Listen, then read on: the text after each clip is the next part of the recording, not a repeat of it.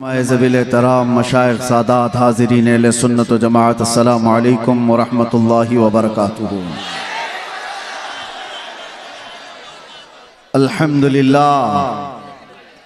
अल्हम्दुलिल्लाहिल हन्नानिल mannan अल्लज़ी खलक़ल इंसान व अल्लमहुल बयान वस्सलातु वस्सलामु अला रसूलिही सय्यिदिल इंसी वल जान वअला आलिही व अस्हाबिही ज़विल खैरि वल इहसान अम्मा बअद फ़अऊज़ु बिल्लाहि मिनश शैतानिर रजीम बिस्मिल्लाहिर रहमानिर रहीम वमन युतिइल्लाह वर रसूल फ़उलाइका मअल्लज़ीना अनअम अल्लाहु अलैहिम मिनन नबिय्यीन वस्सिद्दीक़ीन वश्शुहदाኢ वस्सालिहीन व हसुन उलाइका रफ़ीक़ा। सदक़ल्लाहु मौलानल अज़ीम। बारगाह रिसालत मुआब सल्लल्लाहु तआला अलैहि वसल्लम में एक बार दुरूद पाक का हदिया पेश करें। अल्लाहुम्मा सल्लि अला सय्यिदिना मुहम्मदिन मअदनिल जूदि वल करम व आलिही व अस्हाबिहिल किराम व इब्निहिल करीम व बारिक व सल्लिम सलातन दाइमतन सरमदन अबदा। फिर के गली गली तबाह ठोकरें सबकी खाई क्यों, दिल को जो अक्ल दे खुदा तेरी गली से जाए क्यों। जान है इश्क़ मुस्तफ़ा रोज़ फज़ूं करे खुदा, जिसको हो दर्द का मज़ा नाज़े दवा उठाए क्यों। अब तो न रोक ऐ गनी आदतें सग बिगड़ गई, अब तो न रोक ऐ गनी आदतें सग बिगड़ गई। मेरे करीम पहले ही लुक़्मा तर खिलाए क्यों। अज़ीज़ान गिराम वक़ार, जलसे का रंग और इसका जितना गलबा था मुझसे पेशतर आपने सब मुलाहिज़ा कर ही लिया है। कोई कमी बाकी नहीं रह गई। मिंबर के जरिए से आप तक जोश भरने में। कफील अंबर जैसा दुबला पतला जब सुन्नियों में ऐसा है तो फिर हट्टा कट्टा कैसा होगा। ये तो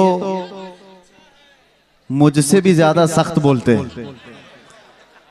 खैर है कि बंगाल में रहते हैं, कोई बात नहीं। हर इलाका और फिर यहां से हज़रत आसिफ रज़ा सैफी साहब को आपने समाअत किया, मंझी हुई गुफ्तगू। और हैरत मुझे उस वक्त होती है जब दो गले एक सुर में हुजूर की शान में मदह सराई कर रहे होते हैं। शकील साहब और शादाब साहब, अल्लाह इन आवाज़ों को सलामत रखे। वो बड़ी बात है मेरे अजीज़ों, गला है तो आज उसकी कीमत होती है। गाने में बहुत पैसा मिलता भी है। दुनिया आज ऑडिशन में जाती है और अपने अपने नगमे सुनाकर लोगों को मशहूर करती है, लेकिन वो चुनिंदा लोग हैं जिनको आवाज़ अल्लाह ने बख्शी तो सिर्फ अपने नबी के लिए बख्शी है। आखिरी दम तक इनकी आवाज़ें हुजूर की मदह सराई के लिए खुलती रहें। नात भी हो गई, नकाबत भी हो गई, तकरीर भी हो गई। अब जो बचा हुआ है वो मेरे हिस्से में है। अब बचा क्या रहता है, दीवानों को दीवाना समझाने के लिए आता है। वजह यह है कि बहुत देर से स्टेज से बैठो उठो बैठो उठो किया जाता रहता है, ये किसी की नहीं सुनते। इसलिए कि आपको एक जुमला देता हूं, कफील साहब बहुत देर आप बिठा रहे थे। ये वो कौम है कि दुनिया जानती है एक बार ये खड़ी हो गई तो बैठाना मुश्किल होता है। एक बार ये अगर खड़ी हो गई तो इसको बिठाना मुश्किल होता है। और ये तो हमने यहां पर भी देखा है और दुनिया भी अच्छी तरह जानती है। इनको कोई फिर बिठा नहीं सकता। लेकिन मसला यही है, मैंने सुना था स्पेन के एक चर्च के अंदर एक मूर्ति रखी हुई थी और एक यहूदी उसे देखने गया था। एक स्टेचू बनाया हुआ, उसमें मुसलमान सजदा कर रहा हुआ है, ईसाई उसकी पीठ पर चढ़ के खड़ा है और उसके कंधों पर यहूदी बैठा हुआ है। दिखाया इस तरह से जा रहा था, मुसलमान झुका हुआ, उसकी पीठ पर ईसाई खड़ा हुआ और उसके कंधों पर यहूदी बैठा हुआ। लेकिन वो यहूदी देखकर तो मस्त हो जाए, खुश हो जाए, लेकिन उसने चर्च की इंतजामिया से जाकर कहा, ये स्टेचू बदल डालो जल्दी से, ये जो मूर्ति है ये बदल डालो। उसने पूछा, आप कौन सी रिलीजन से ताल्लुक रखते हैं? कहा, मैं यहूदी हूं। कहा, ये तो आप अच्छा देख रहे हो, सबसे ऊंचाई पर आप हो। उस यहूदी ने कहा, तुम देख रहे हो कि हमको कंधों पर दिखाया गया है, लेकिन इसका दूसरा एक मैसेज ये है, ये मुसलमान अगर सजदे से उठ गया,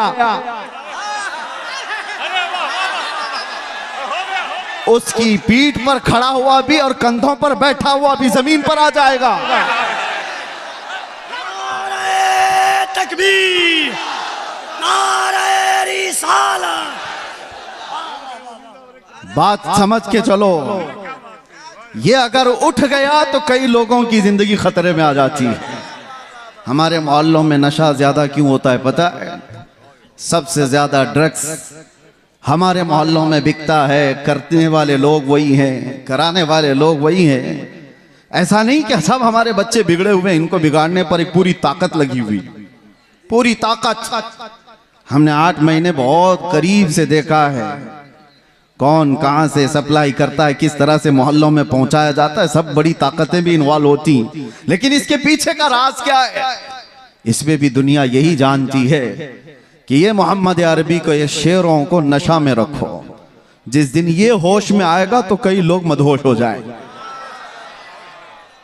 इनको होश में आने ना दो, इनको नशा का एडिक्ट बना करके रखो। ये चरस, गांजा, अफयून, कोकीन के दीवाने बनकर रहे। लेकिन मेरे अजीजों, दुनिया चाहे जितनी भी मेहनत कर ले, जितनी भी ताकत लगा ले, अगर अल्लाह ताला हमें दुनिया के भरोसे छोड़ दिया होता तो ये कौम कब के खत्म हो जाती। हमको मिटाने के लिए बड़ी बड़ी ताकतें हैं। रब्बे जुल जलाल ने उम्मत मोहम्मदिया को लावारिस नहीं छोड़ा, हमेशा रब हमारे साथ है। ये और बात है कि हमारे साथ आजमाइशें होती हैं। अल्लाह इस दीन की हक्कानियत की बुनियाद पर क़यामत तक इसकी हिफाजत करता रहे। वरना आपको मैं बताऊं, एक बात मैं आपको बताऊं, 15-20 साल तक नशा दे देकर दुनिया ने इस कौम को सुलाने की कोशिश की। अरबों में भी देखो, उनको भी नशा दिया गया है। सिर्फ नशा चरस गांजे का ही नहीं होता, इंटरनेट का भी नशा है, और इसके जरिए से माल का भी नशा होता है, हुस्न का भी नशा होता है, मनसब का भी नशा होता है। ये सारे नशों में मुब्तला करके अरबों को सुलाया। और उसके बाद एक डॉक्टर साहब, बहुत बड़ी बात है, डॉक्टर जो है ना, वो जानते हैं अच्छी तरह से, किसी का ऑपरेशन करना होता है तो पहले उसे सुन्न किया जाता है। बगैर बेहोशी का इंजेक्शन दिए हुए सर्जरी नहीं करता डॉक्टर। अच्छा, डॉक्टर साहब से हमने पूछा, आपने इंजेक्शन तो दे दिया, बेहोशी का इंजेक्शन दिया है, लेकिन कब पता चलता है कि ये बेहोश हो गया? उसे कैंची मार के देखते हैं या उसको चूंटी काट के देखते हैं, हाथ पैर नहीं हिला रहा है तो समझते हैं कि बेहोश हो गया, अब काट पीट शुरू कर सकते हैं।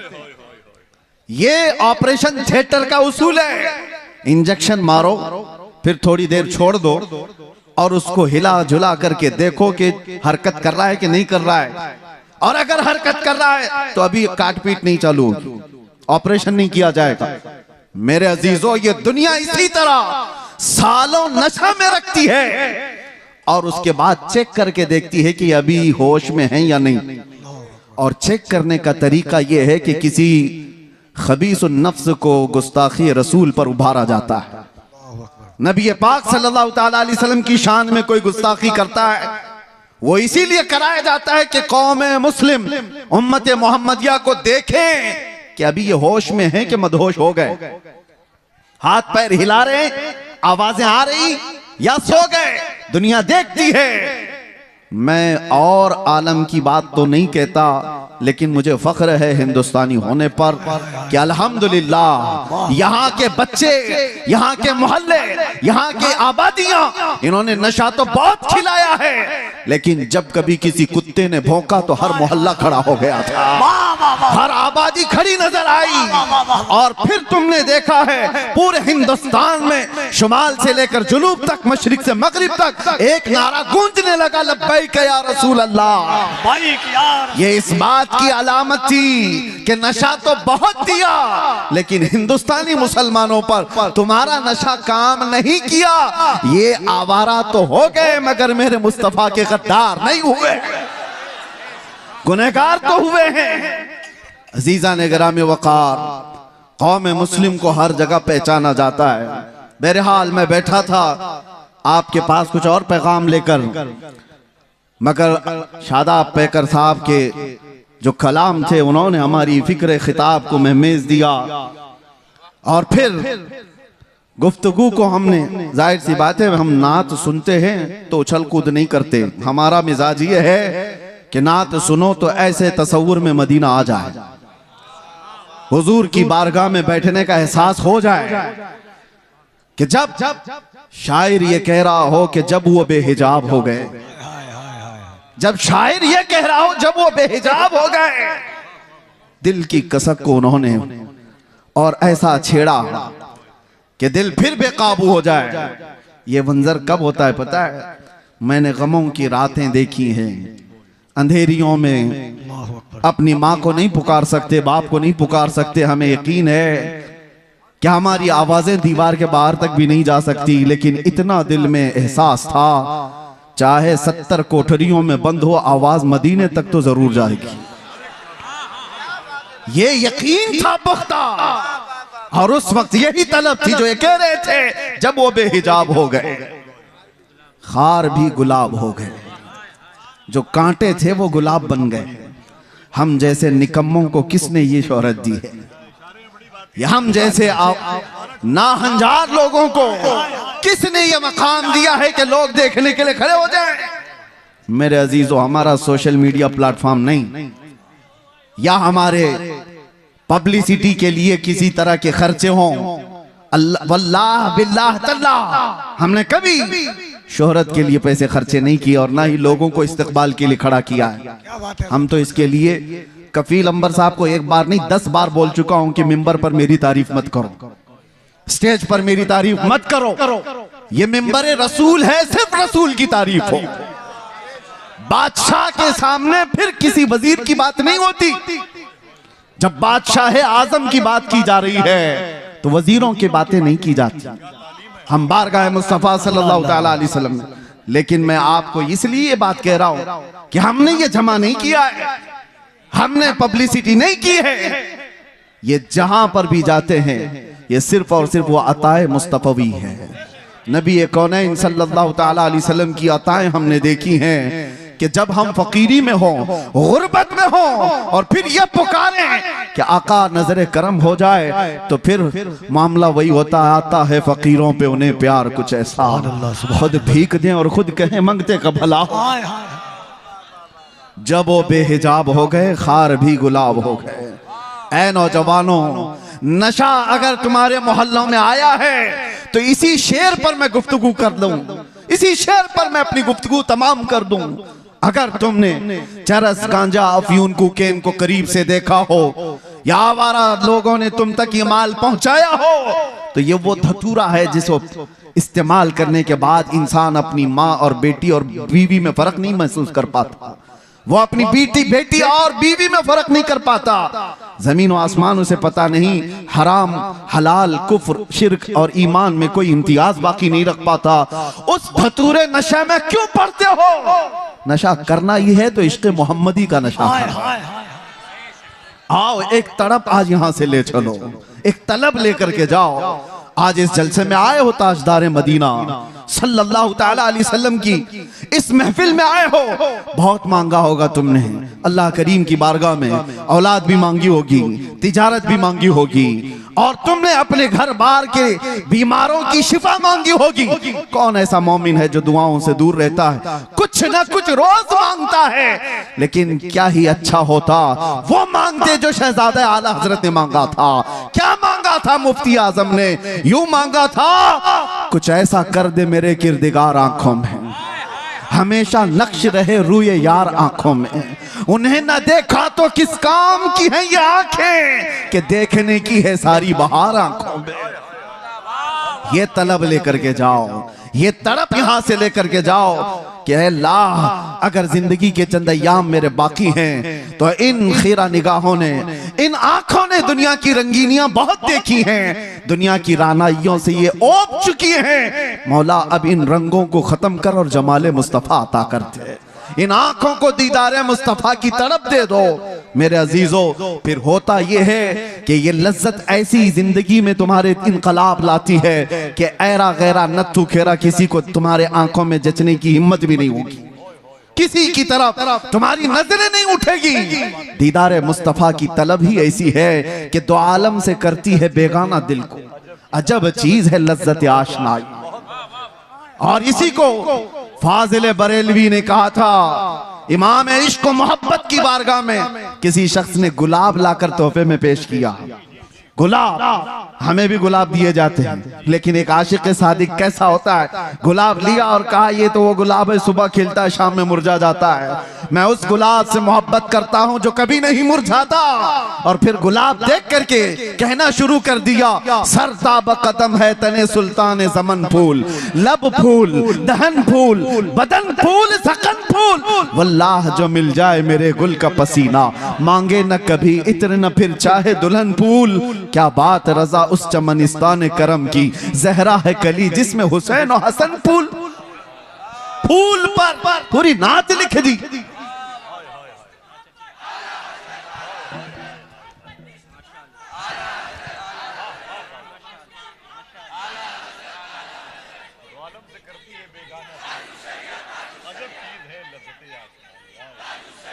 तवज्जो, आज हमारी बेचैनियों का इलाज क्या है? हमारी बेकरारियां कहां से दूर हों? कौन दूर करेगा? यह हमारे इफलास का इलाज क्या हो सकता है? आओ बारगाह सिद्दीक अकबर में। सैयदना अबू बकर सिद्दीक रदियल्लाहु ताला अन्हु गर्मियों के दिन अपने घर से बाहर निकले हैं और रसूल पाक सल्लल्लाहु ताला अलैहि वसल्लम अपने हुजरे से बाहर निकले। ऐन इत्तेफाक उसी वक्त नबी पाक सल्लल्लाहु ताला अलैहि वसल्लम बाहर आए। हजरत अबू बकर से पूछा, माँ भी क्या अबू बकर, अबू बकर क्या हुआ तुम्हें, इस वक्त क्यों आए हो? हजरत अबू बकर ने क्या कहा, भूख की शिद्दत ने मुझे या रसूल अल्लाह बाहर निकाल दिया घर से। तवज्जो चाहता हूं, भूख की शिद्दत ऐसी है या रसूल अल्लाह, बाहर आ गया। थोड़ी देर आगे गुजरे थे, हजरत उमर भी मिल गए। उसी वक्त उनसे भी रसूलुल्लाह ने पूछा, क्या उमर इस वक्त तुम क्यों आए? उन्होंने कहा, शिद्दत भूख की ऐसी है या रसूल अल्लाह, हम बाहर आ गए।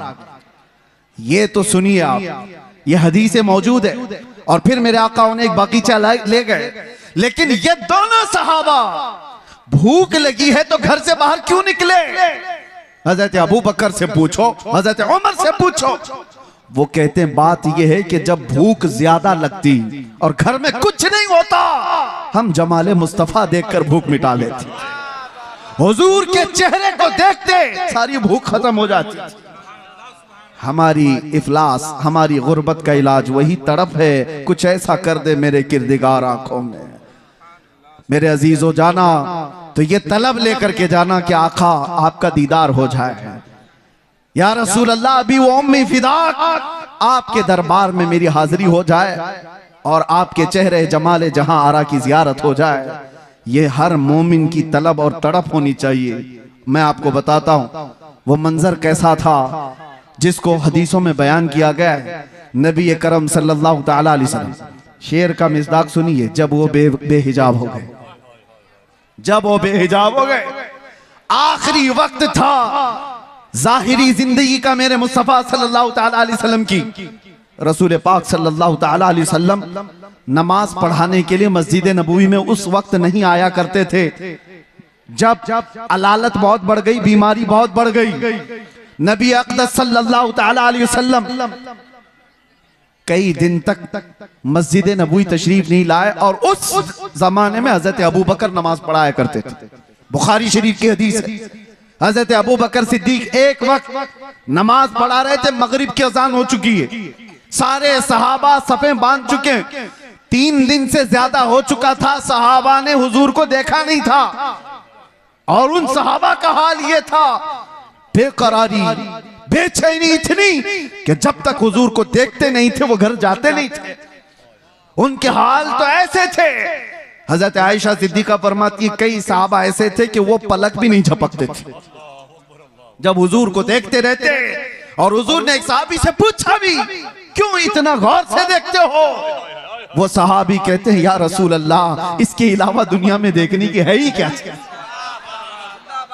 एक सहाबी है, ये भी बुखारी शरीफ में, हुजूर पाक सल्लल्लाहु ताला अलैहि वसल्लम के विसाल के बाद, जानते हो सहाबी ने क्या दुआ की? ऐ अल्लाह, मेरी आंखों को नाबीना कर दे।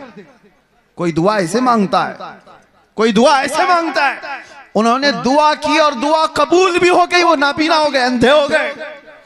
सहाबा ने आकर के उनसे पूछा, ऐसा क्यों किया? वो सहाबी कहते हैं, हुजूर के बाद फिर ये आंखें किस चीज को देखेंगी? कोई दुनिया में ऐसी चीज है जो देखने के काबिल हो? वो अहसनु मिनका लम तरा कत्तु आइन व अजमलु मिनका लम तलिद निसा। सहाबा ने जब देखा था मेरे आका को तो यही पुकार कर कहा था। हसन बिन साबित मशहूर शायर रसूल हैं, कहते हैं आपसे ज्यादा हुस्न वाला मेरी आंखों ने देखा नहीं। अगर हसन बिन साबित को कोई ये कहता, हो सकता है आपने नहीं देखा, आप तो मक्का में रहते हैं, कहीं और होंगे, आपकी आंखों ने नहीं देखा। पहले मिसरे में उन्होंने इतना ही कहा है, वो अहसनु मिनका लम तरा कत्तु आइनी, आपसे ज्यादा हुस्न वाला मेरी आंखों ने देखा ही नहीं। सवाल कोई ये कर सकता कि तुम्हारी आंख ने नहीं देखा तो क्या हुआ, कहीं और होगा। दूसरे मिसरे में जवाब दे दिया, वाजमलु मिनका लम तलिद निसा, हकीकत तो ये है आपसे ज्यादा हुस्न वाला किसी माँ ने जना ही नहीं। सहाबा का अकीदा था वो हुस्न जब वो बेहिजाब हो गए हैं। इसी पर तो सहाबा की जिंदगी थी, सहाबा की जिंदगी थी।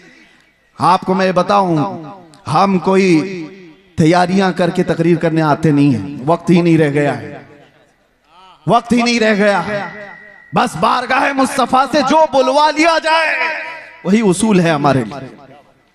बात तवज्जो, हुजूर अकरम सल्लल्लाहु ताला अलैहि वसल्लम की बारगाह में चल रहे हैं। सहाबा सफ़े लगाए खड़े हैं, मगरिब की अजान हो चुकी है, सिद्दीक अकबर नमाज के लिए। हर नमाज के वक्त सहाबा हुजूर के हुजरे की तरफ देखते थे, अब खुलेगा तब खुलेगा। 3 दिन हो गए हुजूर का हुजरा खुलता नहीं था। यह आखिरी अय्याम है मेरे आका की जिंदगी के, जाहिरी जिंदगी की। और वो मगरिब की नमाज ऐसी कि सहाबा सफ़े बांध कर नमाज के लिए रकत बांध रहे थे। इसी असना में हुजूर का हुजरा खुल गया। नबी करम सल्लल्लाहु ताला अलैहि वसल्लम का हुजरा खुला, पर्दा हटा, हुजूर अपना चेहरा मुबारक बाहर निकालकर सहाबा की सफ़ें देखने लगे। अल्लाहु अकबर। सहाबा कहते हैं कि अन्ना वजहहु वरक़तु मुसहफ़। सब सहाबा किबले की तरफ, आज भी जाएं आप मस्जिद नबवी, हुजूर का मेहराब इस तरफ है तो हुजूर की जालियां, जो हुजूर का हुजरा था आपके बाएं नजर आएगा। किबला सामने है, हुजरा बाएं है। बुखारी की हदीस है, सारे सहाबा हुजूर के हुजरे की तरफ देख रहे थे हालत नमाज में। और फिर सहाबा ये कहते हैं, फहममना अन नफ्ततिन, हमें ये गुमान हो गया कि हम सब जो है उछल कूद करने वाले, रक्स करने वाले, वज्द में आने वाले हैं। और उसके बाद वो सहाबा कहते हुजूर को हम देख रहे थे कि अन्ना वजहहु वरक़तु मुसहफ़िन, ऐसा लग रहा था मेरे आका का चेहरा जैसे कुरान का सफा हो, कुरान का सफा हो। और सहाबा देखते रह गए। आज तक किसी मुल्ला ने ये नहीं कहा कि वह सहाबा का किबला बदल गया था तो नमाज टूट गई। चेहरा पूरा का पूरा बदला था, किबले से बदल करके मेरे आका के हुजरे की तरफ देख रहे थे सहाबा। किसी ने नहीं कहा, बुखारी को नहीं कहा, मुस्लिम को नहीं कहा, क्या ऐसी हदीस लाए हो कि सहाबा पूरे के पूरे बदल गए थे? हाँ, बरेली वाले ने इसका जवाब दिया, बरेली वाले ने जवाब दिया है। वो जवाब इतना शानदार दिया है, वो अकीदा बन गया। और इसीलिए मैं कहता हूं बरेली वाले का अकीदा खुद का नहीं है, वो सहाबा का अकीदा, वो सहाबा से लिया हुआ है। बरेली वाला क्या कहता है? हाजियो आओ शहंशाह का रोजा देखो, काबा तो देख चुके, अरे काबे का काबा देखो।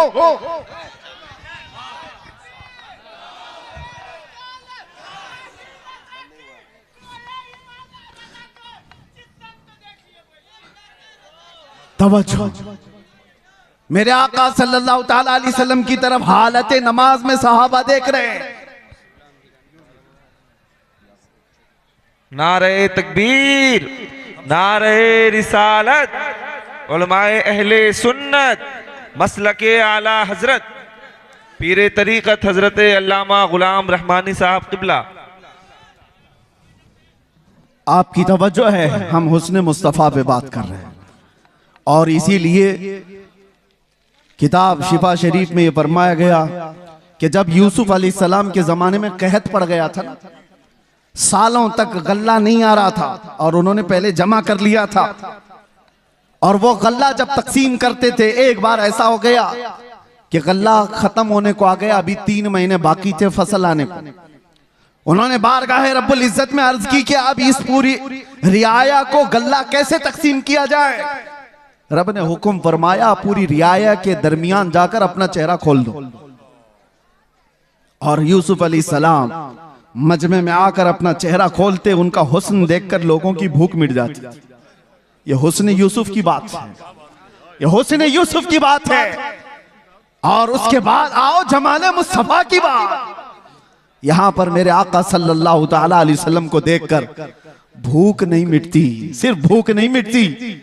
सहाबा तो कहते हैं हमारी जिंदगी आपके लिए, हमारी औलाद आपके लिए, हमारे माँ बाप आपके लिए, बल्कि कुर्बान होने को हर सर तैयार नजर आता है। भूख मिटाना अपनी जिंदगी की जरूरियात, लेकिन जान देना ये और मामला। हुस्न देखकर जान देने की बात होती। बारगाह मुस्तफा सल्लल्लाहु ताला अलैहि वसल्लम में इमाम आजम अबू हनीफा से एक शख्स ने सवाल किया था कि सुना है एक काफिर की मौत, बदबख्त की मौत जब आती है तो उसकी रूह निकालने का दर्द बहुत ज्यादा होता है, और एक मोमिन साले आशिक मुस्तफा की रूह निकाली जाती है तो सुकून के साथ वो दुनिया से जाता है। क्या इसकी कोई असल है आपके पास? इमाम आजम ने कहा कि जाओ सूरह यूसुफ पढ़ो, समझ में आ जाएगा। वो सूरह यूसुफ पूरा पढ़ के आया, उसमें मौत का कहीं जिक्र ही नहीं। वो आया और कहने लगा कि इसमें तो कहीं ऐसा है नहीं कि बदबख्त की रूह अलग निकाली जाएगी और मोमिन सालेह की रूह अलग निकाली जाएगी। कहा फिर पढ़ कर क्या? फिर पढ़ कर क्या आया? कहीं जिक्र नहीं है। आपने पूछा फिर पढ़ा क्या? उसने कहा यूसुफ और जुलेखा का वाकया पढ़ा, पूरा यूसुफ और जुलेखा का वाकया पढ़ा। कहा क्या वाकया पढ़ा? कहा यूसुफ अलैहिस्सलाम बड़े हसीन थे और जुलेखा उन पर फिदा हो गई थी। औरतें जब ताना देने लगी शहर की, जुलेखा ने एक दावत की और उसमें औरतों को बुलाया और सबके हाथों में एक तेज चाकू दिया और लीमू दिया और फिर यूसुफ को बुलाया और सब औरतों से कहा लीमू काट दो। औरतों के हाथों से लीमू गिर गया, 4 उंगलियां कट गई। ये वाकया कुरान में है। फलम्मा समिअत बिमकरिहिन्न अरसलत इलैहिन्न व अअतदत लहुन्न मुत्तकअन व आतत कुल्ल वाहिदतिन मिनहुन्न सिक्कीना व क़ालत इख़रुज अलैहिन्न फलम्मा रअयनहु अकबरनहु व क़त्तअना अयदियहुन्न व क़ुलना हाशा लिल्लाहि मा हादा बशरा व क़ुलना हाशा लिल्लाह। ये औरतों का वाकया कुरान में मौजूद है, सुना है आपने? यूसुफ और जुलेखा का वाकया। इमाम आजम ने कहा अच्छा ये तो पढ़ लिया तुमने। और औरत ऐसी जात है, काटना तो दूर की बात, अगर उसको चूंटी भी लग जाए तो वो उछल कूद करती है। अरे वो कॉकरोच से डरने वाली, वो छिपकली से भागने वाली, आधा हाथ काट ले ऐसा कैसे हो सकता है? औरत आधा हाथ काट ले ये होगा नहीं। तो उसने कहा बात दरअसल ये है वो काटी नहीं है, कट गई है। काट तो नहीं सकती, कट गई। कैसे कटी? कहा हुस्न यूसुफ में ऐसी मशगूल थी कि कट गई, पता नहीं चला। इमाम आजम ने कहा बस यही बताना चाहता हूं, यूसुफ का हुस्न देख करके औरतों की उंगलियां कट जाए पता नहीं चलता। तुमने सवाल किया आशिक मुस्तफा की रूह निकलने में दर्द नहीं होता? बात यही है, रूह निकलने का वक्त होता है तो रूह निकालने वाला फरिश्ता बाद में आता है, ताजदार मदीना पहले आते हैं। उसके सिराने मेरे आका तशरीफ लाते हैं। इधर वो मुस्तफा के जमाल को देख रहा है, उधर मलकुल मौत रूह निकाल रहा है। अरे वहां हुस्न यूसुफ पे कटने वाली उंगलियों का दर्द नहीं था, यहाँ हुस्न मुस्तफा पे निकलने वाली रूह का कोई दर्द नहीं होता। जब वो बेहिजाब हो गए, बस जिंदगी में एक बार हो जाए जिंदगी में एक बार हो जाए। इसी को आला हजरत ने कहा था। इन्होंने जो शेर का थोड़ा सा टुकड़ा कहा है, आला हजरत ने भी यही तमन्ना किया है, उठा दो पर्दा दिखा दो चेहरा कि नूर बारी हिजाब में है, जमाना तारीक हो रहा है कि महर कब से नकाब में।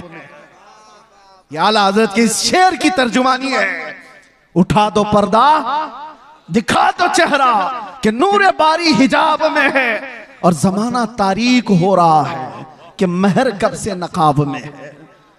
अजीजा ने गिरामी वक़ार, हमारी भी ये तमन्ना हो बारगाह मुस्तफ़ा में। मैं तो ये पढ़ता ही हूं रोजा कि मेरे आका आओ कि मुद्दत हुई है, तेरी राह में अखियां बिछाते बिछाते, तेरी यादों में तेरी हसरतों में बड़े दिन हो गए घर सजाते सजाते। सुना है आप हर आशिक के घर तशरीफ लाते हैं, मेरे घर में भी हो जाए चरागा। ये तमन्ना लेकर के जाओ। वो सहाबा की जिंदगियां में थोड़ी सी मिसाल में बता दूं, वो देखते तो क्या देखते थे, उनकी तलब क्या थी। एक दिन रसूलुल्लाह सल्लल्लाहु अलैहि वसल्लम ने मस्जिद में खड़े होकर के कहा, तुम्हारी दुनिया में से अगर कोई चीजें मुझे पसंद है तो तीन है। हुब्बिबा इलैया मिन दुनियाकुम सलासा, तुम्हारी दुनिया में से मेरे पास तीन चीजें पसंद हैं। पूछा क्या है वो तीन चीजें? मेरे आका सल्लल्लाहु अलैहि वसल्लम फरमाते हैं, जुइलत कुर्रतु ऐनी फिस सलाह, नमाज में मेरी आंखों की ठंडक है। अन्निसाउ वत्तीब, औरतें और खुशबू मुझे पसंद है। हुजूर अकरम सल्लल्लाहु तआला अलैहि वसल्लम ने दुनिया की चीजों में ये तीन बयान फरमाई। अबू बकर सिद्दीक वहां खड़े थे, उनसे पूछा गया इस दुनिया में तुम्हें भी कोई चीज पसंद है? उन्होंने कहा तीन चीजें पसंद है। तवज्जो, तीन चीजें। अबू बकर सिद्दीक कहते हैं, पहली चीज अन्नज़्रु इला वजहि रसूलिल्लाह, पहली चीज रसूलुल्लाह के चेहरे को देखना। और फिर पूछा दूसरा क्या है? व इन्फाक़ु माली अला रसूलिल्लाह, दूसरी चीज मुझे पसंद है तो मेरा माल सिर्फ हुजूर के लिए खर्चा हो, सिर्फ हुजूर के लिए खर्चा हो। पूछा गया तीसरी क्या पसंद है? वो अन यकूना इब्नती तहत रसूलिल्लाह, मुझे तीसरी चीज पसंद है कि मेरी बेटी हुजूर की ज़ौजियत में रहे। कुल मिला करके उनका असासा हुजूर की जात है। इसको इकबाल कहता है, बमुस्तफा बरसा खैश के दी हमाउस्त गरबऊ न रसीदी तमाम बुल हबीब, अपने आप को नबी के कदमों तक पहुंचा दे, यही दीन है। अगर वहां तक नहीं पहुंचा तो जिंदगी अबू लहब की तरह है। ये सिद्दीक अकबर की जात ने बताया। उनसे पूछा गया दुनिया में तीन चीजें क्या पसंद है? वो कह तो सकते मेरा बेटा मुझे बड़ा पसंद है, और कोई चीज दुनियावी एतबार से घुड़सवारी पसंद है, तैराकी पसंद है, तीर अंदाजी पसंद है। अरे तीन ही चीजें पसंद है और तीनों का मतमह नजर हुजूर की जात। कहते हैं पहली चीज रसूलुल्लाह के चेहरे को देखना, दूसरी चीज मेरा माल पूरा का पूरा हुजूर के लिए खर्चा हो, तीसरी चीज मेरी बेटी रसूलुल्लाह के निकाह में।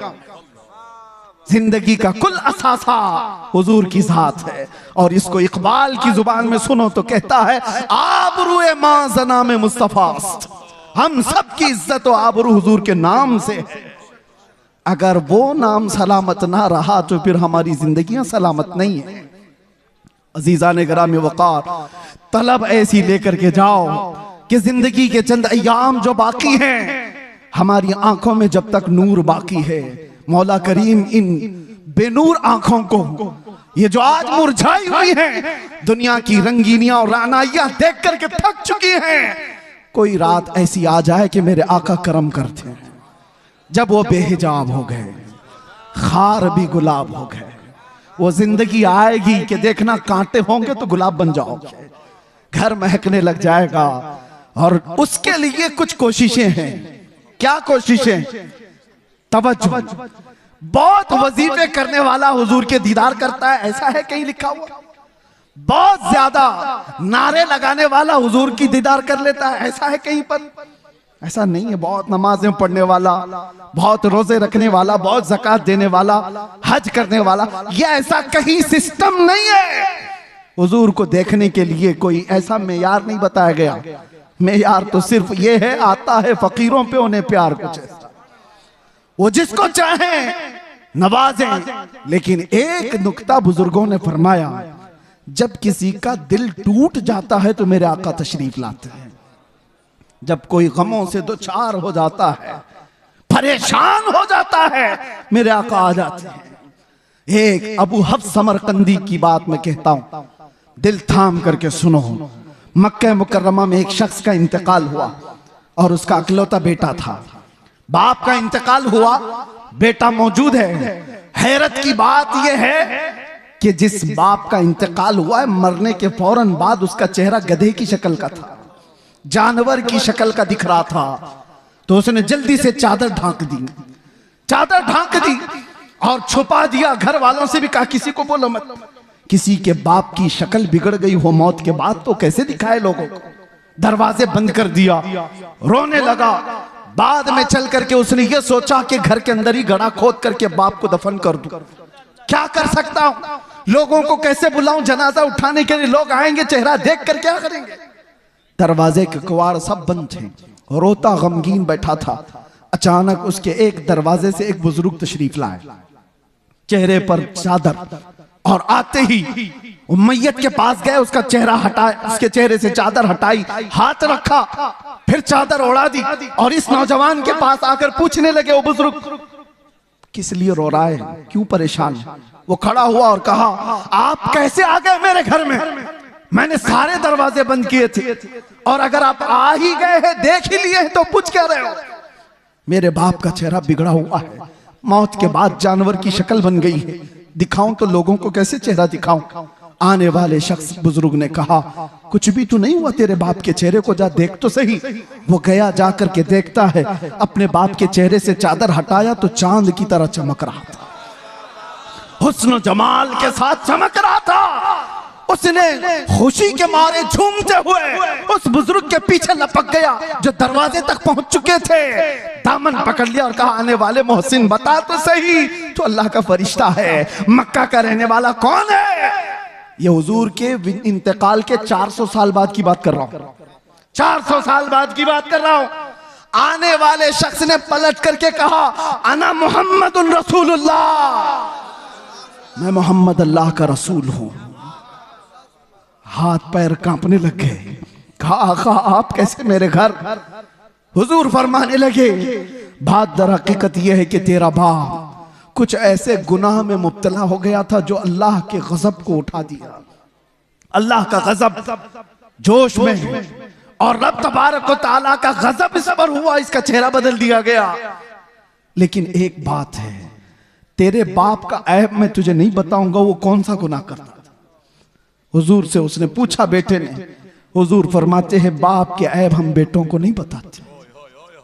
हाय, या दुनिया एक का ऐब पकड़ ले तो पूरे मोहल्ले में चर्चा कर। मेरे आका की जात है, बेटे से कहते बाप का ऐब मालूम है मुझे, लेकिन हम तुझे नहीं बताएंगे।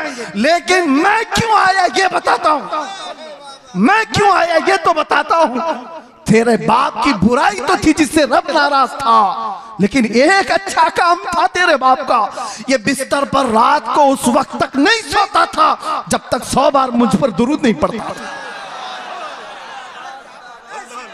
इसका दुरूद जो फरिश्ता मुझ तक पहुंचाता था वो आज आया मेरे पास, कहने लगा गजब हो गया आका, जिसका दुरूद रोजाना आपके दरबार में लाया करता था वो मर गया, मगर रब नाराज है और उसके चेहरे को बदल दिया गया है। आका आप पर दुरूद पढ़ने वाले का चेहरा सलामत नहीं रहा तो दुनिया क्या ताना देगी। हुजूर कहते हैं, मैं आया और हकीकत में तेरे बाप का चेहरा बदला हुआ था। मैंने तेरे बाप के चेहरे पर हाथ रखकर अल्लाह से इतनी अर्ज की कि मौला इस चेहरे को तो न बदल, इस चेहरे को तो न बदल। रब ताला ने फरमाया, महबूब हाथ उठाओ, इस वक्त मौजूद लोगों में सबसे ज्यादा हुस्न उसको दिया जाएगा। हाथ जो लगा, जब वो बेहिजाब हो गए, खार भी गुलाब हो गए, जब वो बेहिजाब हो गए, इसी को कहते हैं, इसी को कहते हैं, जब वो बेहिजाब हो गए खार भी गुलाब हो गए। जिनके चेहरे बदल गए थे, जिनके चेहरे बदल गए थे मरने के बाद, मुस्तफा क्या आ गए, वो हुस्न वाले हो गए। इसीलिए मेरे अजीजों, मैं अक्सर एक बात कहता हूं, छोड़ो अहरे गहरे नत्थु खेरे की बातें, इसको उसको देखने की तड़प में क्यों रहते हो। और उलमा के लिए भी ये मिंबर थोड़ी देर के लिए मिला होता है, इसकी बजाया उसकी बजाया, तुम कब तक ये करते रहोगे? बात करो उस मुस्तफा की जिसकी बात करके 100 साल हो जाने के बाद भी बरेली का आशिक अभी मुर्दा नहीं कहलाता। जिस मजमे में जाओ आला हजरत जिंदा नजर आता है। वजह क्या है? वजह क्या है? वो आला हजरत ने अपने बाप दादों के कसीदे नहीं पढ़े थे। आला हजरत पठान कबीले की तारीफ में नहीं गुनगुनाए। जब बात आई तो यूं कहते, मैं गदा हूं अपने करीम का, मेरा दीन पारे ना नहीं। किसी ने अगर तारीफ के लिए कहा तो वो आला हजरत ने किसी सेठ की, किसी बड़े पीर की या किसी लोगों की तारीफ में जुबान नहीं खोला।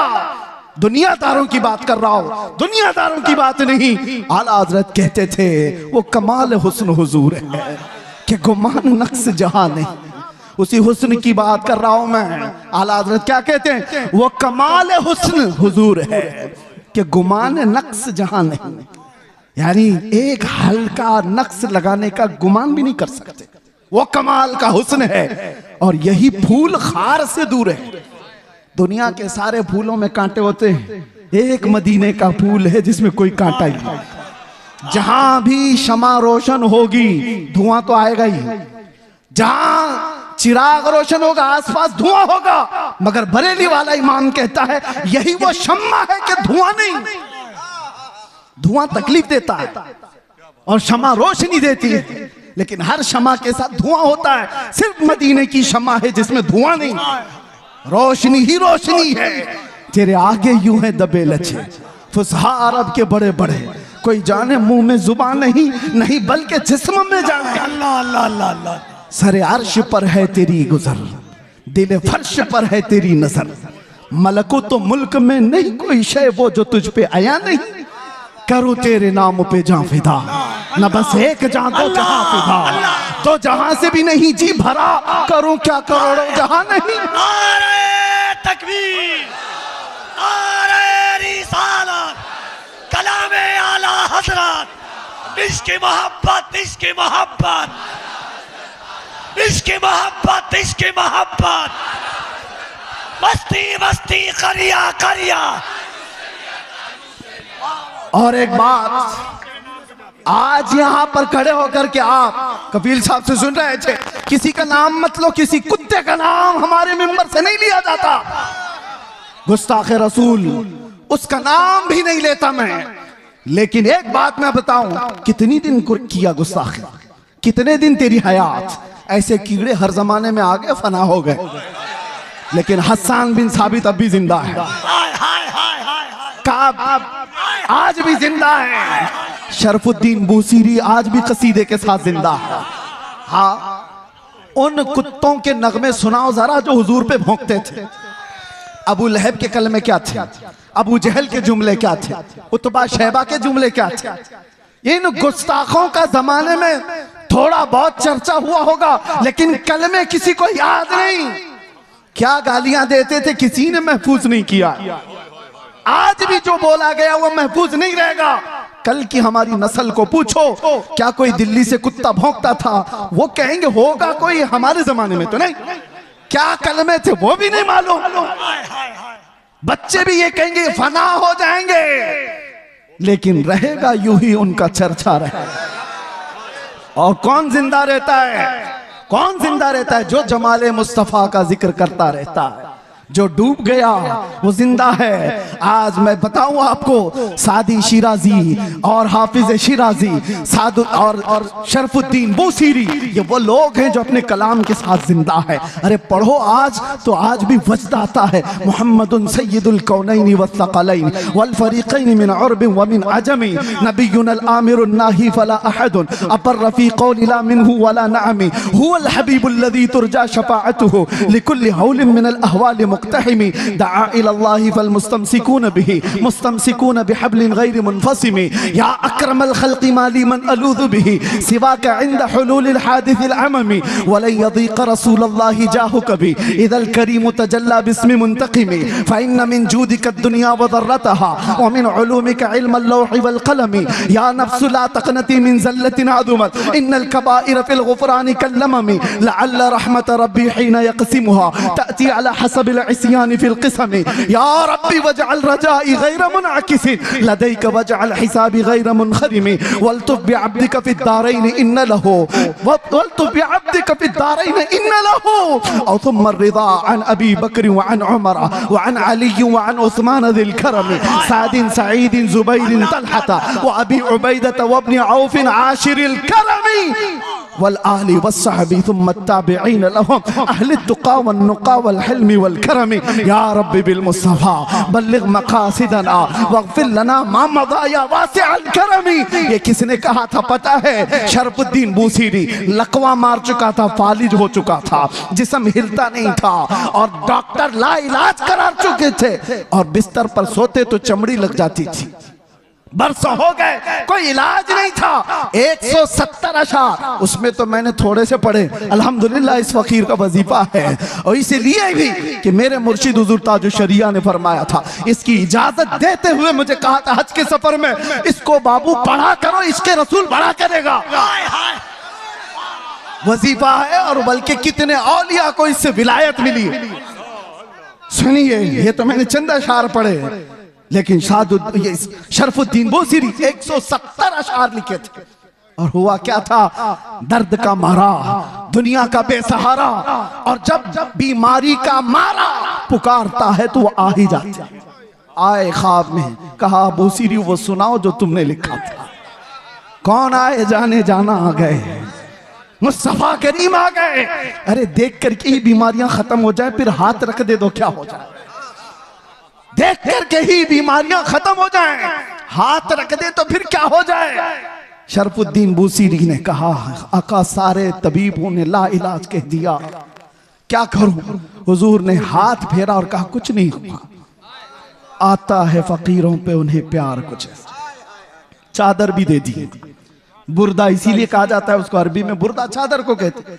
अरे ख्वाब की बात ख्वाब की होती है, लेकिन मेरे मुस्तफा जब ख्वाब में आते हैं ना तो ख्वाब नहीं हकीकत होती। उठे तो घर महक रहा था खुशबुओं से, और गोद में वो चादर भी पड़ी हुई थी जो ख्वाब में मेरे आका ने दी थी। खड़े होने की कोशिश किए तो हाथ भी सलामत, पैर भी सलामत, ना लकवा ना फालिज, कुछ नहीं। एक रात मेरे आका आ गए, बिस्तर पर पड़ा हुआ बरसों का मरीज उठ गया। इसी को कहा जब वो बेहिजाब हो गए, खार भी गुलाब हो गए। जब वो बेहिजाब हो, जब वो बेहिजाब हुए, जब और जिसके पास वो बेहिजाब हुए, अबू बकर को सिद्दीक बनाया, उमर को फारूक बनाया। जब वो बेहिजाब हुए तो उस्मान को ज़ुन्नूरैन बनाया, और जब वो बेहिजाब हुए तो अली को शेर खुदा बनाया। जब वो बेहिजाब हुए, गिरतों को उठाया है। एक अरब ने आदमी का बोल बाला कर दिया, खाक के जर्रों को हमदोशे सुरैया कर दिया। खुद न थे जो राह पर औरों के हादी बन गए, क्या नजर थी जिसने मुर्दों को मसीहा कर दिया। अल्लाह अल्लाह अल्लाह। और फिर गुस्ताखों की जिंदगियां लंबी नहीं होती, गुस्ताखों की जिंदगियां लंबी नहीं होती। और जो हुजूर की शान में भौंकता है ना, एक लिख के बात रख लो, जिंदगी भर वो छुप छुप के घूमता है। यहीं पे नहीं, पहले से रिकॉर्ड यही है, पहले से रिकॉर्ड यही है। वजह यह है कि भौंकने वाले कुत्ते को यह पता होता है बाहर शेर टहल रहा, भौंक तो लिया अंदर बैठकर। मैं अपने बारे में नहीं कह रहा हूं, 8 साल का हमारा बच्चा भी शेर होता है। इसीलिए आपको पता है उस पाखंडी के यहाँ 8 साल का बच्चा अंदर गया था तो पेपर में आ गया, मुसलमान बच्चा। अरे वो पानी लेने के लिए गया था, पानी लेने के लिए गया था, पेपर में आ गया। सबको बुला लिया कि ये मुसलमान बच्चा अंदर कैसे आ गया। मैं ताज्जुब में था, 8 साल का बच्चा आया तो क्या हुआ, पानी लेने गया। लेकिन बाद में पता चला ये 8 साल का तो है, लेकिन नाम मेरे मुस्तफा से जुड़ा है। हाय हाय हाय हाय। इसीलिए तो आला हजरत कहते थे ना, शेर को भी खतरे में लाता नहीं कुत्ता थे। उस दरबार से वाबस्तगी तुम्हारी भी है मेरे अजीजों। आप क्या समझते हो हम टूटे बिखरे हुए? आप क्या समझते हो मीडिया भौंक भौंक करके तुम्हें बताता है ये बिल्कुल बिछड़ी हुई कौम है, रिपोर्टें बताती हैं आवारा कौम है। देखने में भी यही लगता है, देखने में भी यही लगता है टूटी बिखरी हुई कौम है। अरे इतनी टूटी बिखरी हुई होती तो तुम्हारी नजरों में 24 घंटे क्यों चल रही होती? सारे मुद्दे हम पर क्यों? अरे तुम इलेक्शन जीतते हो हमारे नाम पे। हाय हाय हाय हाय। आज भी मैं आपको बताता हूं, जितने पॉलिटिशियन या कोई भी ढका छुपा होगा, कोई जानता नहीं, और विलन बनना चाहता है तो हमारा नाम लेकर गालियां देता, मशहूर होता है। तुम्हें फेम के लिए भी हम चाहिए, मीडिया वाले तुम्हारी दुकान के लिए भी हम चाहिए। वाह वाह वाह, क्या कहने हैं, वाह। कि तुम बिखरे हुए हो कौन कहता है? बात यह है कि तुम्हें नर्वस बना दिया गया, तुम्हें नाउम्मीद कर दिया गया। दुनिया को पता है ये सोए हैं। निकल करके सहरा से जिसने उलट दिया था तख्ते रोमा को, सुना है कुदसियों से मैंने कि वो शेर फिर होशियार होगा। इसलिए दुनिया ये जानती है कि ये बेदार हो गए तो मसला है। मैं आपसे कहता हूं, टूटे बिखरे जिस तरह की भी रिपोर्टें तुम्हारे पास दी जाएं, मायूस ना हो। अल्लाह ने तुम्हारे पास आज भी इश्क रसूल की दौलत दे रखी है। ये दौलत वो है जो कायनात की सबसे बड़ी दौलत है। और इसीलिए मैं कहता हूं, आ जाओ सारी जगहों से समेट करके। आज इंटरनेट तुम्हारी आंखों को खरीदना चाहता है, तुम्हारे अखलाक का कत्ल करना चाहता है, और यहाँ लड़कियां तुम्हारे सामने नंगी नचा करके तुम्हारे ईमान का सौदा कराना चाहता है। अजीज हो, इन चीजों के लिए तुम्हारी आंखें नहीं है, इन चीजों के लिए तुम्हारी आंखें नहीं। खालिद बिन वलीद एक लश्कर लेकर के एक किले के फतह करने के लिए गए थे, और ईसाई मुकाबला करने को तैयार नहीं थे। मुहासरा कई दिन तक चला। बाद में ईसाई पादरी ने चाल क्या चली थी, आकर के खालिद बिन वलीद से कहा, हम लड़ेंगे नहीं, आप अपनी फौज को लेकर 3 दिन के बाद बाजार से गुजरते हुए हमारे किले तक आ जाइए, सही सलामत आ गए तो चाबियां आपके हवाले। खालिद बिन वलीद ने शर्त मंजूर कर ली, मगर उन खबीसों ने चाल ये रची थी, 3 दिन के अंदर सारे मुल्क से हसीन तरीन लड़कियों को आधे कपड़ों में लाकर बाजार में खड़ा कर दिया, दौलत के अंबार बिछा दी। क्योंकि उन ईसाइयों को मालूम था खालिद बिन वलीद के साथ जितनी फौज आई है ये सब जवान लोग हैं। भड़कता हुआ नफ्स नौजवानों के साथ होता है, और नौजवान जल्दी बिकता है तो औरत पर या दौलत पर। और ईसाइयों ने ये रच दिया था। 3 दिन के बाद खालिद बिन वलीद जैसी बाजार में कदम रखे, शर्त के मुताबिक नजर पड़ी और यहाँ लड़कियों पर खड़े हो गए, और पलट करके गुलामान मुस्तफा को जो उन्होंने तकरीर की थी, अल्लाह अल्लाह, ये कहा था, ऐ गुलामान मोहम्मद, आज तुम्हारे इम्तिहान का दिन है। अगर कदम डगमगाए तो कयामत तक फटकार बरसेगी, और सलामत रहे तो अल्लाह के यहाँ महबूब कहलाए जाओगे। उन्होंने पूछा, हमें करना क्या है? कहा, वही करो जो मेरे मुस्तफा करते थे। कहा, क्या करना है? मेरे आका जब बाजार में चलते थे तो अपनी नजरें नीची रखते थे, बस इस पर अमल करो और निकल जाओ। एक जुमला था खालिद बिन वलीद का, वो फौज पूरी निकल कर चली गई, लड़कियां अपनी तरफ बुलाती रहीं। मैं वो सोच करके हैरत ज़दा हूं, इश्क़े मोहम्मदी में डूबा हुआ नौजवान किसी आवारा हसीना के पीछे कैसे जा सकता है? औरतें उनको फरिफ्ता करने लगी, उभारने लगी।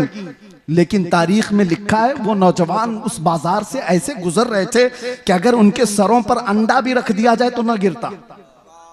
इस तरह से गुजरते गए फौज की हरकतों के साथ। ईसाई तो वहां खुशियां मना रहे थे, सब इसमें लहू और लहू में मसरूफ हो चुके होंगे, औरतों में दौलत में मसरूफ हो चुके होंगे। लेकिन सही सलामत खालिद बिन वलीद जब किले के पास आ गए तो हैरत में थे, चाबियां दी, और ईसाई पादरी ने पूछा खालिद बिन वलीद से कि बताओ खालिद, ये कौन सी फौज जमा की है?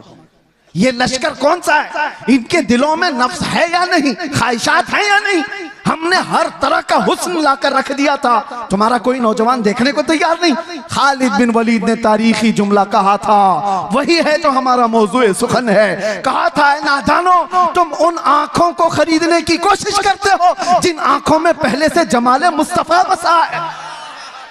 जो हुस्ने मुस्तफा को देखी हुई आंखें हैं वो दुनिया को क्या नजर से देखेंगी? जब वो बेहिजाब हो गए, खार भी गुलाब हो गए।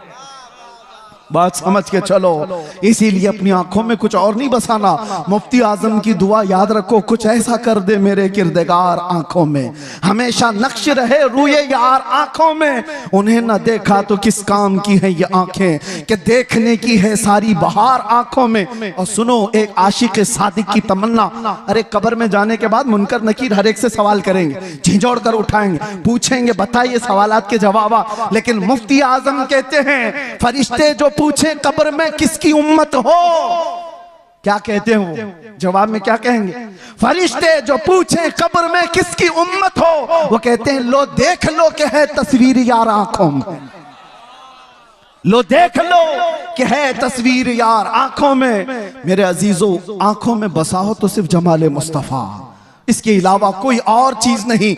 आओ अब मैं जुमले खत्म करते हुए उन उशाकान मुस्तफ़ा की बारगाह में हाजिरी देते हैं जो हुजूर के दरबार में दस्तक दे करके भी बुलंदी को पहुंच गए थे। पहुंचे नहीं सहाबा, जो सहाबा जिंदगियां दिए हैं लेकिन बाद में आने वाले सिर्फ दस्तक दिए हैं और फिर भी बुलंदी को पहुंचे। सादी शिराजी ने कहा था, बलगल उला बि कमालिही कशफत दुजा बि जमालिही हसनत जमीउ खिसालिही सल्लु अलैहि व आलिही। ये एक शेर इतना मकबूल हुआ था कि सादी शिराजी ने कहा था, बलगल उला बि कमालिही, आका अपने कमाल से सबसे बुलंदियों पर पहुंचे। एक दूसरे फारसी शायर हैं, वो कहते हैं सादी ने कहा था रसूलुल्लाह बुलंदी पर पहुंचे, और मेरे आका ने सादी को फारसी में इतना बुलंद किया कि कोई उसके कदम तक भी नहीं पहुंचता।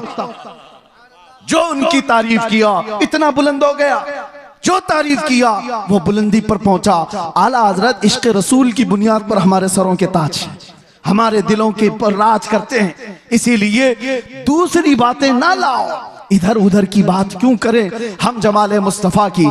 हजरत जाबिर बिन समुरा कहते हैं, एक दिन 14वीं की रात थी, मैं घर से निकला, मस्जिद नबवी के पास आया, अचानक देखा मेरे आका हुजरे से बाहर निकल रहे हैं। सुर्ख धारीदार जुब्बा था और उस पर चमकता हुआ गुलाब जैसा चेहरा था। फिर क्या? जाबिर बिन समुरा कहते हैं, एक बार मैं हुजूर के चेहरे को देखता था, फिर चांद को देखता था, फिर हुजूर को देखता था, फिर चांद को देखता था, और यह सोचता था कि चांद ज्यादा हुस्न वाला है या हुजूर का चेहरा ज्यादा हुस्न वाला है। ये बरेलवियों की बात नहीं कह रहा हूं, सहाबी रसूल की बात कर रहा हूं। या आज जो ताना देते हो कि ये बरेलवी, इस तरह के बरेलवियों की बात ही वो है जो सहाबा की बात, साहबी रसूल की बात कर रहा हूं। साहबी रसूल कहते हैं मैं चांद भी देख रहा था, हुजूर का चेहरा भी देख रहा था। बार बार इधर उधर करने के बाद मैंने पूछा दिल से, बता हुस्न वाला ज्यादा कौन है? तो उनकी जुबान से जो जुमले निकले, शायर कहता है अपनी तर्जुमानी करते हुए, अरे चांद से तशबीह देना ये भी क्या इंसाफ है, चांद से तशबीह देना ये भी क्या इंसाफ है। चांद में तो दाग है, हुजूर का चेहरा साफ है। चांद में तो दाग है, हुजूर का चेहरा साफ है। ये सहाबा का अकीदा था, ये सहाबा का मामूल था। वो हुस्न वाला अगर किसी को मानते तो मेरे आका को। अब आखिरी आज से दिल पर हाथ रख करके बताओ, तुम्हारा ये ईमान है, तुम्हारा ये यकीन है, तुम्हारा ये मानना है कि इस कायनात में सबसे ज्यादा हुस्न वाला चेहरा मेरे आका का था? सब मानते हो? ईमान है सबका, यकीन है सबका, हुजूर का चेहरा सबसे हसीन था। तो फिर अपने चेहरे पर भी हाथ रख करके देखो, उस हुस्न वाले की पैरवी क्यों नहीं किया? दुनिया किसी एक्टर को देख करके ये समझती है कि ये बहुत अच्छा लग रहा है, हैंडसम लग रहा है, उसकी तरह मैं भी बनूं, और जबकि तुम कह रहे हो मदीने वाले से ज्यादा हसीन कोई था ही नहीं।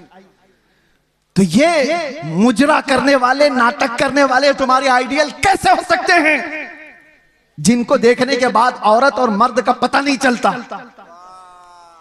उन लोगों को, उन मुखन्नसों की तुम पैरकारी करते हुए अपने आप को क्या बना रखे हो? नौजवान कानों में बालियां, हाथों में चूड़ियां और चूटी भी रखने लगा, कपड़े इतने फाड़ कर पहनने लगा। कौन सी जात है ये, कौन सी मखलूक है?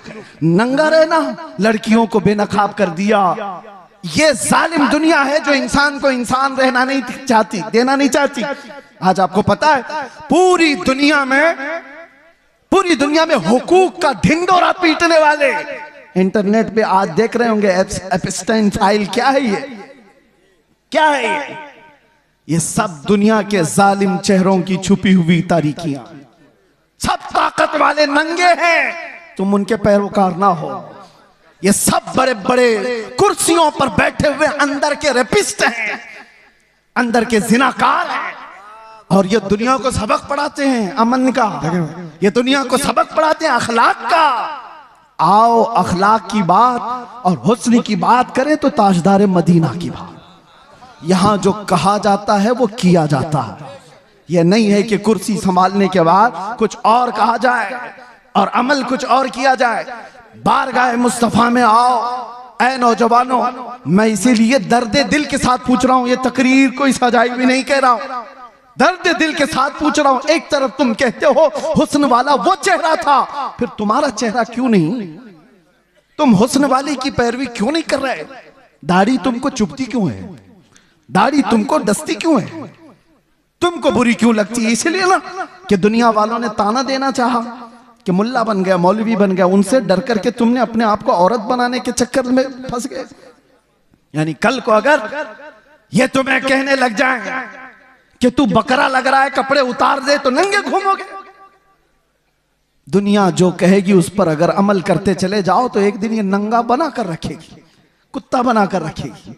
इसीलिए हम कहते हैं तुम शेर हो, कुत्तों की चाल न चलो। तुम्हें अल्लाह ताला ने खैर उम्मत बनाया, तुम्हें अल्लाह ताला ने खैर उम्मत बनाया।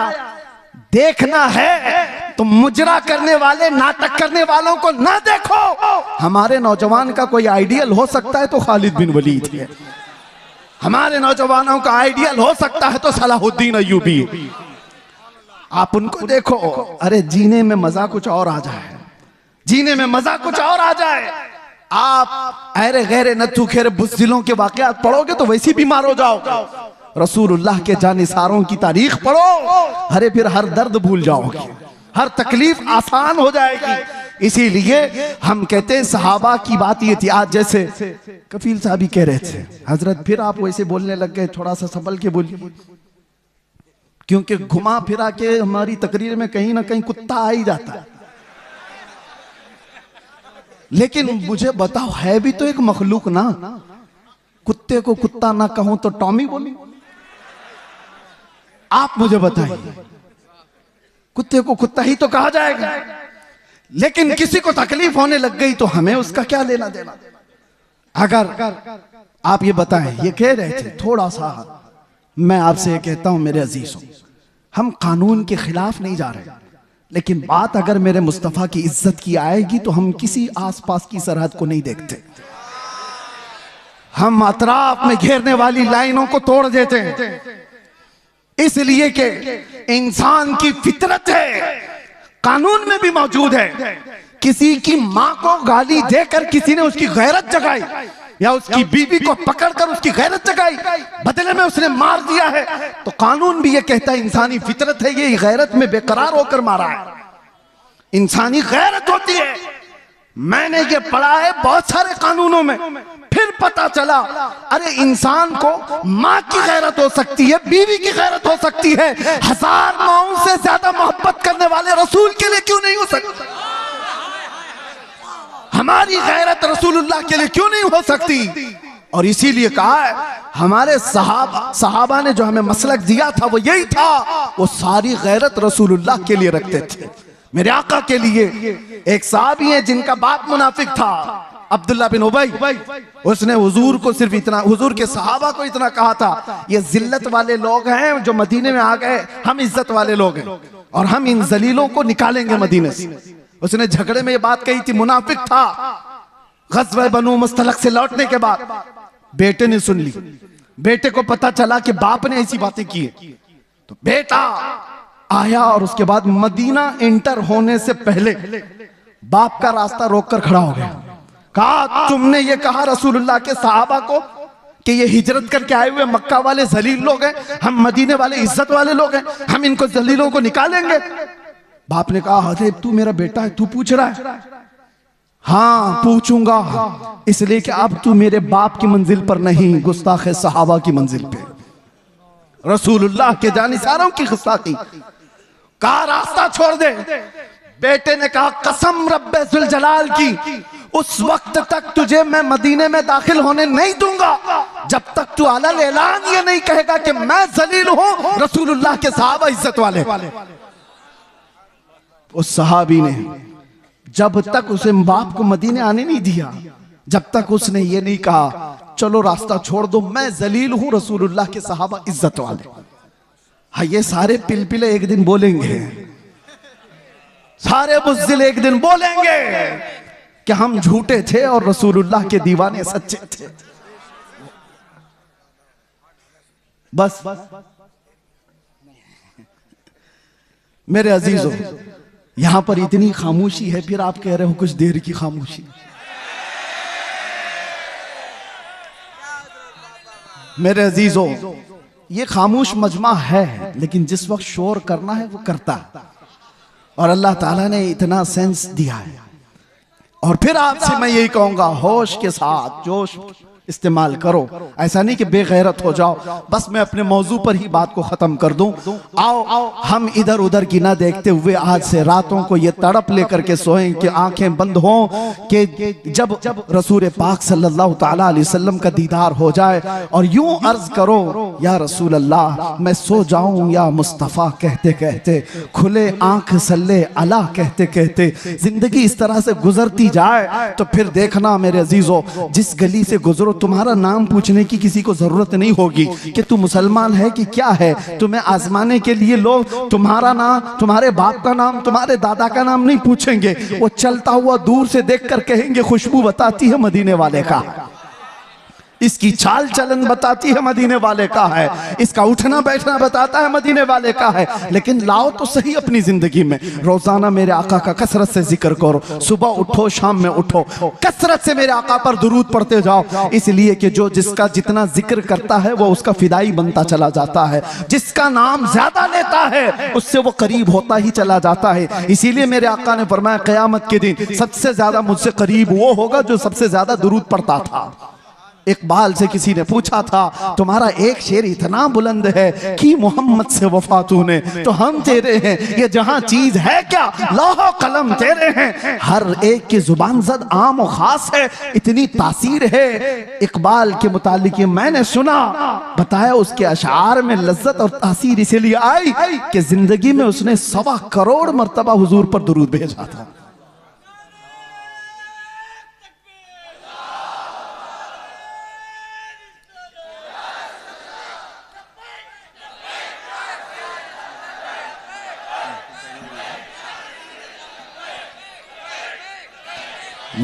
बस वक्त की यहाँ पाबंदी नहीं है, मुझे उन्होंने वक्त के लिए नहीं कहा है, लेकिन बात मेरे मुस्तफा की आए तो नौजवानों को इतनी बात याद रखनी चाहिए।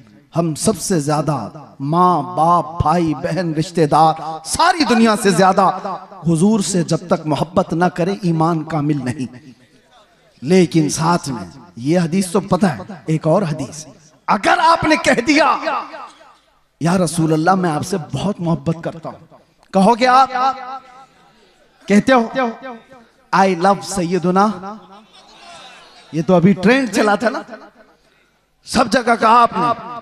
सेम ये वर्ड एक सहाबी ने कहा था, वल्लाही इन्नी लउहिब्बका या रसूल अल्लाह, कसम खुदा की है अल्लाह के रसूल मैं आपसे मोहब्बत करता हूं।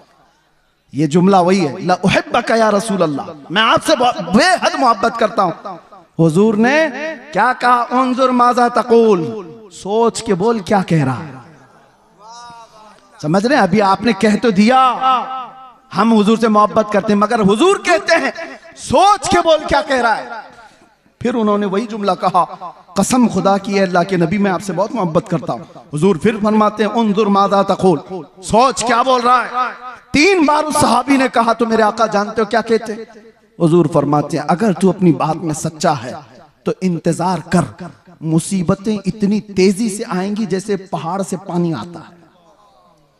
हाँ, मोहब्बत रसूल का दावा करना सिर्फ हलवा पराठा खाने का नाम नहीं, बैठ कर नारे लगाने का नाम नहीं, ये शहादत गहे उल्फत में है कदम रखना। लोग आसान समझते हैं मुसलमान होना, हाँ तुम्हें इन तमाम मराहिल से गुजारा जाएगा। उलमा भी इस चीज के लिए तैयार रहे कि हमने हुजूर के नाम पर रोटियां बहुत खाई, इज्जतें बहुत कमाई, जो कुछ भी मिला है मेरे आका के नाम पर मिला है। लोग मेरी जो तारीफ कर रहे मौलाना कि जेल काट करके आ गए हुजूर के नाम पर, इज्जत रसूल के नाम पर, ये कुछ नहीं था, उशरे अशीर भी नहीं कहा जा सकता। वो अइम्मा इज़ाम है। हजरत मोहम्मद बिन हसन अस्करी 20 साल जेल में रहे, इमाम मूसा काजिम 7 साल जेल में रहे, जहर दे करके जेल में ही मारा गया। जेल से जनाजा निकला है। इमाम अहमद बिन हंबल ने 300 कोड़े खाए जिससे रीढ़ की हड्डी झुक गई। उन्होंने मोहब्बत मुस्तफा में ये सब बर्दाश्त किए। फिर आज हम ये कहते हैं मसलहत का पर्दा देखो, हिकमत की चादर में छुपे रहो। मैं पूछता हूं, मैं जो बात कहने जा रहा था बीच में डिस्कनेक्ट हुई। एक सवाल मुझे बताओ, आज मुझे भी नसीहत करो, मेरे भी बच्चे हैं छोटे से, मेरा भी घर बार है, मेरे भी रिश्तेदार, मेरी माँ है, भाई बहन है, सबको दर्द होता है। लेकिन जो लोग नसीहत करते हैं कि बच्चों का ख्याल करो, घर का ख्याल रखो, बीवी बच्चों का, माँ बहनों का ख्याल रखो, उनके आंसू देखो, मैं पूछता हूं वो बद्र में जाने वाले सहाबा के क्या बच्चे नहीं थे? उहद में मेरे आका के साथ जाने वालों की बहनें नहीं थी? उनका खानदान नहीं था?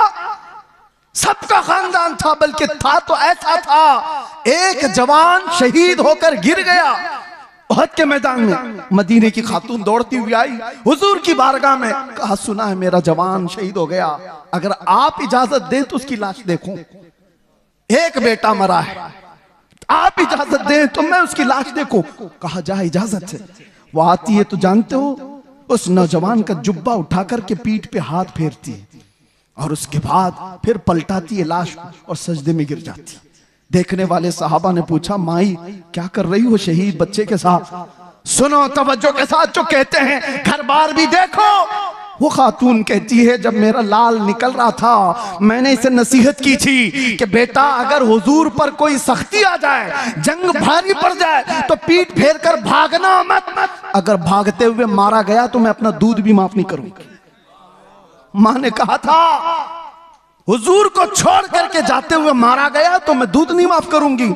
और फिर मुझे पता चला उहद के मैदान में जंग सख्त हो गई थी, लोगों के पांव उखड़ गए थे, कुफार गालिब आ गए थे। मेरा दिल डोलने लगा, कहीं मेरा बच्चा भागा हुआ तो नहीं हुजूर को छोड़कर। मैं दौड़ती हुई आई, रास्ते में किसी ने कहा नहीं शहीद हो गया है। फिर बेचैनी बढ़ी, भागते हुए तो नहीं मरा, भागते हुए तो नहीं मरा। मैदान में सिर्फ मुझे यही देखना था कि हुजूर को छोड़कर भागते हुए तो नहीं मरा था। आकर के मैंने लाश को पलटकर पहले उसकी पीठ पर हाथ फेरकर इसीलिए देखा कि पीछे से तीर तो नहीं लगे। अल्लाह का शुक्र बजा लाते मैं सजदा कर गई, इसलिए कि मेरा बेटा मरा है, सारे जख्म सीने पर लेकर मरा है। ये दो आलम से करती है बेगाना दिल को, अजब चीज है लज्जत आशनाई। लोग ये कहते हैं हम मसलहतें और हिकमतें क्यों नहीं देखें? जरूर अल्लाह ने फरमाया तदबीर करो, लेकिन जब मेरे मुस्तफा की बात आए तो सहाबा भी तो आइडियल है। बताओ मुझे कहने वालों मेरी जिंदगी की क्या वकात? मैं कौन सा अहम आदमी हूं जो बच जाऊं तो लोगों का भला हो? मैं ये कहता हूं 1000 दर्जे बेहतर थे रसूलुल्लाह के नवासे इमाम हुसैन। उनका जीना पूरी उम्मत के लिए कितनी बड़ी नेमत, कितना बड़ा कमाल था, मगर उन्होंने जिंदगी बचाने की कोशिश नहीं की, मेरे मुस्तफा के दीन बचाने की कोशिश। जब वक्त पड़े नौजवानों समझौते में ना जाओ, कल क़यामत के दिन तुमसे भी पूछा जाएगा। तुम जिसके हुस्न के दिलदादा थे, मोहल्लों में बैठ करके नारे लगाते थे, आका की बारगाह में जब भी मदीने जाता हूं तो रोना आता है इस बात को लेकर के कि कहीं मैं सलाम करूं और ये ना पूछा जाए उस जगह से आ रहा है तू जहां से रोज मुझे गालियां दी जाती है। डर लगता है आज, इसीलिए हमारे जज्बात बेकाबू होते, इसलिए हम ज्यादा बोलते हैं, तल्ख लहजे में इसीलिए बोलते हैं, सख्त लहजे में इसीलिए बोलते हैं। बारगाह मुस्तफा में जाने के बाद शर्म से पानी पानी होते, क्या कहें। हकीकत बात है मेरे अजीजों, हमने कोई दिफा नहीं किया, कोई मुसीबतें नहीं उठाई, बहुत मिठाइयां खाई, बहुत अच्छे खाने खाए हैं, अच्छी जगहों पर रहे हैं। उनके बाद पर जिन्होंने तकालीफ उठाई वो सहाबा का मामला था, वो सहाबा का मामला था। उनको कुरान ने यूं ही नहीं कहा रज़ियल्लाहु अन्हुम व रदू अन्हु। हजरत अबू हुरैरा कहते हैं एक जंग में हम ऐसे गए थे हुजूर के साथ कि हमारे पैरों के पूरे नाखून उखड़ गए थे, पैरों में हमने कपड़े बांधे थे, ग़ज़वा ज़ातुर रिक़ा उसको कहा जाता है, पैरों के अंदर पूरे नाखून उखड़ गए थे। उस वक्त हुजूर ने पूछा था जो जाना चाहे पीछे जा सकता है। सहाबा ने जोश में कहा था आका आप तो यहां तक लाए, मुल्क यमन तक भी आप ले जाए, हम पीछे पलट कर नहीं देखेंगे, पीछे पलट कर नहीं देखेंगे। वो सहाबा थे जो मेरे आका के लिए जीते थे, उनका जीना मरना सब कुछ रसूलुल्लाह के लिए था। और फिर उन्होंने ये ऐलान किया था आका की बारगाह में कि या रसूल अल्लाह, एक साहबी हैं, उनके हाथ की नस कट गई और खून बहता हुआ हुजूर के जिस्म पर आया था, हुजूर के जिस्म पर। और जब हुजूर पाक सल्लल्लाहु ताला अलैहि वसल्लम उनके हाथ पर हाथ रखकर पट्टी करने लगे, अरे दर्द के मारे तलवार का जख्म खाया हुआ आदमी बिलबिलाता है। वो मुस्कुरा रहे थे, जंगे खंदक में मुस्कुरा रहे थे। हुजूर ने देखा और कहा क्यों मुस्कुराते हो? कहा या रसूल अल्लाह, कुल्लु मुसीबतिन बादका जुललुन, आपके होते हुए हर मुसीबत छोटी है, हर जख्म हल्का है। जब वो बेहिजाब हो गए, खार भी गुलाब हो गए, बस देर इस बात की है कि एक दिन वो आ जाए, मेरे आका बेहिजाब हो जाए, इस प्यासी उम्मत की बेताबी मिट जाएगी। यकीन जानो मेरे अजीजों, किसी और की तलब न रखो। आज के दिन तुम्हें उठाने वाला आपको ये आएगा नहीं। हो सकता है नोचने वालों की तादाद ज्यादा है, तुम्हारे जेबों पर नजर रखने वालों की तादाद ज्यादा है। यहाँ लूट खसोट की दुनिया चल रही है, हर कोई अपने अपने हलकों के चक्कर में पड़ा हुआ है। एक बात याद रखो, छोड़ो ये सारे तमाशे, बारगाह मुस्तफा की तरफ लो लगाओ। इस बेताब उम्मत का, बेकरार उम्मत का इलाज इतना ही है, आका इन आवारा आंखों को एक बार दीदार अता कर दो, अपने हुस्न में महव कर दो, ताकि अब आंखें बेकार ना जाएं, हसीनाओं के चक्कर में हम गुमराह ना हो। फिर दुआ करते हुए जाते हैं, चमक तुझसे पाते हैं सब पाने वाले। या रसूल अल्लाह, मेरा दिल भी चमका दे, मेरा दिल भी चमका दे, मेरा दिल भी चमका दे। चमकाने वाले बरसता नहीं देख कर अब्र रहमत, बदों पर भी बरसा दे बरसाने वाले। मैं मुजरिम हूँ आका, मुझे साथ ले लो, कि रास्ते में है जा बजा थाने वाले, कि रास्ते में है जा बजा थाने वाले। आका अभी वो उम्मी फिदा का या रसूल अल्लाह, तलब है तो सिर्फ एक ही तलब है। सुना है आप हर आशिक के घर तशरीफ लाते हैं, मेरे घर में भी हो जाए चरागा, मेरे दिल में भी हो जाए चरागा। लब्बैक या रसूल अल्लाह, लब्बैक या रसूल अल्लाह, लब्बैक या रसूल अल्लाह।